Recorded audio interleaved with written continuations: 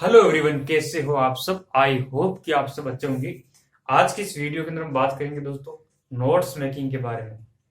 UGC net exam के लिए notes कैसे तैयार करें, स्वयं के नोट्स, जिससे कि एग्जाम में अच्छा स्कोर प्राप्त किया जा सके।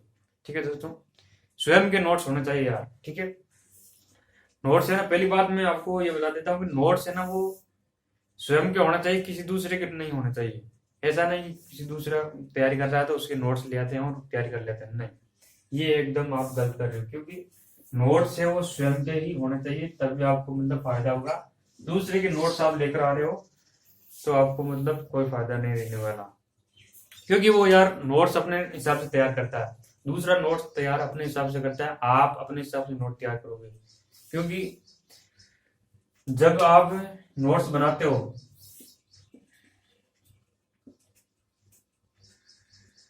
जब आप नोट्स तैयार करते हो तो आप उन्हीं चीजों को मतलब लिखते हो जो आपको नहीं आ रही है। ठीक है, अब आप उन चीजों को छोड़ रहे हो जो आपने मतलब कभी मतलब आपने ऐसी चीजें जो आपने आज तक नहीं पढ़ी, उन चीजों को आप नोट्स के अंदर लिख रहे हो। ठीक है, पहली बात तो यही है कि मतलब उन्हीं चीजों को लिखना है जो मतलब आपने आज तक नहीं पढ़ी है, और उन चीजों को मतलब छोड़ना है जो आपको आ रही है पहले से ही, उनको आपको नोट्स के अंदर नहीं शामिल करना। अब दूसरा बना रहा है तो वो मतलब अपने हिसाब से नोट्स बना रहा है, तो वो आपके लिए कोई फायदा नहीं है। ठीक है, तो नोट्स कैसे बनाना है, जैसे मैं आपको बता देता हूँ कि आप कोई भी टॉपिक्स सब्जेक्ट के मतलब हिसाब से आप अपने सब्जेक्ट के हिसाब से बुक लेकर आओगे मार्केट से, पेपर फर्स्ट और पेपर सेकंड के अनुसार। ठीक है, अब वो गाइड लेकर आओगे, आप बुक्स लेकर आओगे, तो उसके अंदर जो टॉपिक्स है ना, उस टॉपिक को आप स्टार्ट करते हो।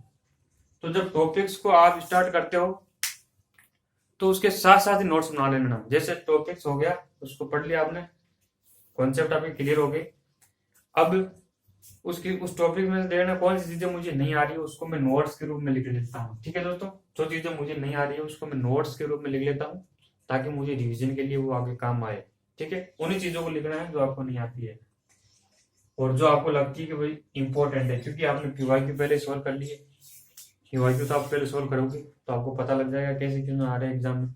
तो नोट्स के अंदर उन्हीं चीजों को लिखना है जो आपको मतलब चांस है कि आ सकती है चीज और ये मुझे नहीं आ रही है, इसकी रिवीजन करने की जरूरत है, उन्हीं को आपको नोट्स के रूप में शामिल करना है। ठीक है, अब बुक से आपने चीज पढ़ ली।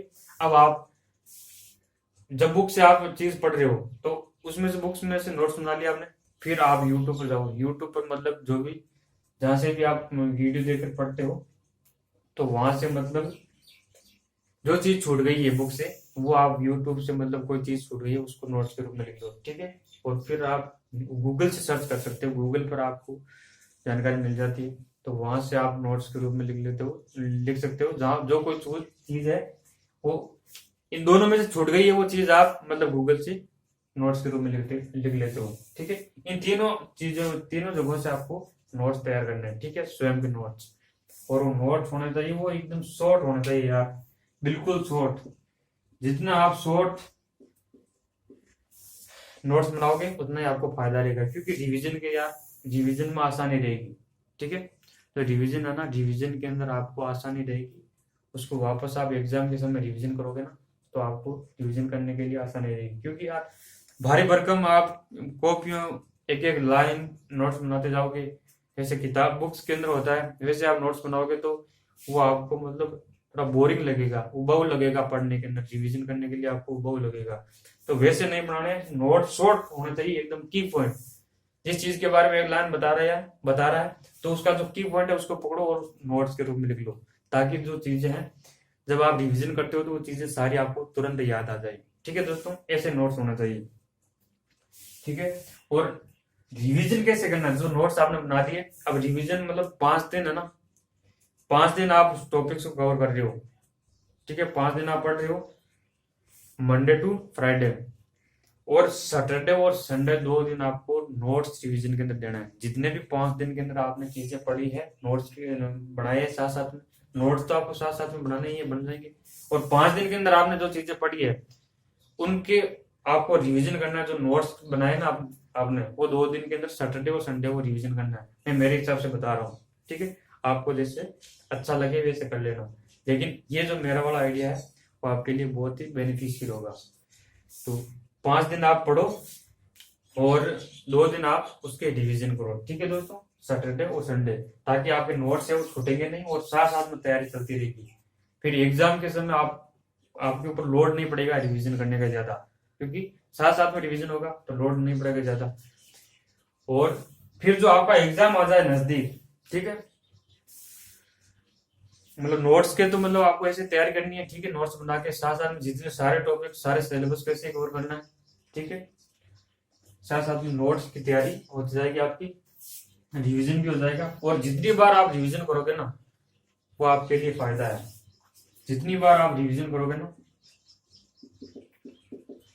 वो आपके लिए फायदा होने वाला है। क्योंकि आप देखते हो एग्जाम के अंदर आपने दिया होगा नेट एग्जाम या और कोई सा एग्जाम दिया होगा, तो उसके अंदर कुछ क्वेश्चन ऐसे होते हैं जो आपको देखते ही मतलब पर्सन आप पढ़ते हो ना, पर्सन पढ़ते ही मतलब आपके मतलब दिमाग में आ जाते हैं, सारे विकल्प दिमाग में आ जाते हैं, क्वेश्चन के विकल्प देखने की जरूरत नहीं होती और आप उसके सही आंसर लगा देते हो कि इसका आंसर ये है, ठीक है। विकल्प देखते ही जो पर्सन है ना वो देखते हैं आपके दिमाग में आ जाता है कि ऐसा क्यों होता है, क्योंकि उस टॉपिक की आपको मतलब बहुत ज्यादा मतलब तैयारी हो चुकी है, उस टॉपिक की आपने इतने रिवीजन कर लिया, उतना पढ़ लिया कि मतलब उसके विकल्प देखने की जरूरत नहीं है, आप उसके आंसर सही कर दोगे। तो ऐसा होता है रिवीजन के लिए। तो रिवीजन आपको मतलब सारे समान टॉपिक है ना उसके रिवीजन बराबर करने हैं, ताकि आपका जो स्कोर है वो इक्वल रहे, ठीक है, समान तैयारी रहे, सारे टॉपिक्स की समान तैयारी रहेगी, समान रिवीजन रहेगा, तो आप सफलता के उतने ही नजदीक रहोगे, ठीक है दोस्तों। और एग्जाम में हाईएस्ट स्कोर के साथ आप एक क्वालिफाइड करोगे एग्जाम को, ठीक है दोस्तों। क्योंकि होता क्या कि मतलब जब एग्जाम होता है तो कई स्टूडेंट ये बोलते हैं कि यार 50% टफ था पेपर और 50% इजी था। ऐसा क्यों होता है? क्योंकि 50% सिलेबस की उसकी उनकी तैयारी अच्छी होती है और 50% सिलेबस है उनका कभी वो रिविजन ही नहीं करते, ठीक है। रिविजन एक बार टॉपिक पढ़ लिया उसके बाद उसको छोड़ देते हैं, रिविजन नहीं करते हैं, तो 50% वो सिलेबस ऐसे होता है जो उन्हें टफ लगता है।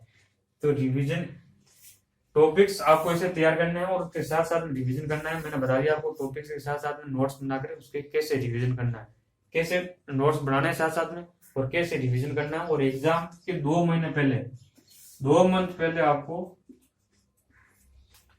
सिलेबस आपका कवर हो जाए ना, पूरा सिलेबस कवर होने के बाद 2 या 1.5 मंथ पहले आप मतलब पीवाईक्यू और रिवीजन जो नोट्स बनाए ना आपने, इन 2 चीजों पर ध्यान देना है, पीवाईक्यू और रिवीजन, इन दोनों चीजों पर आपको प्रैक्टिस करनी है ज्यादा से ज्यादा। जब महीना या 1.5 महीना रह जाए एग्जाम का और सिलेबस आपका कंप्लीट हो जाए उसके बाद ये काम करना है, ठीक है। पहले तो सिलेबस कंप्लीट करना है पूरा, उसके बाद ये काम करना है, ठीक है दोस्तों। ये चीज आपने फॉलो कर ली तो आपके शानदार मतलब स्कोर होगा एग्जाम के अंदर और बढ़िया एग्जाम के स्कोर के साथ आप एग्जाम को क्वालिफाइड करोगे, ठीक है दोस्तों। तो ये थी आज की इन्फॉर्मेशन, मिलेंगे नेक्स्ट वीडियो के अंदर, तब तक के लिए wish you all the best, thank you.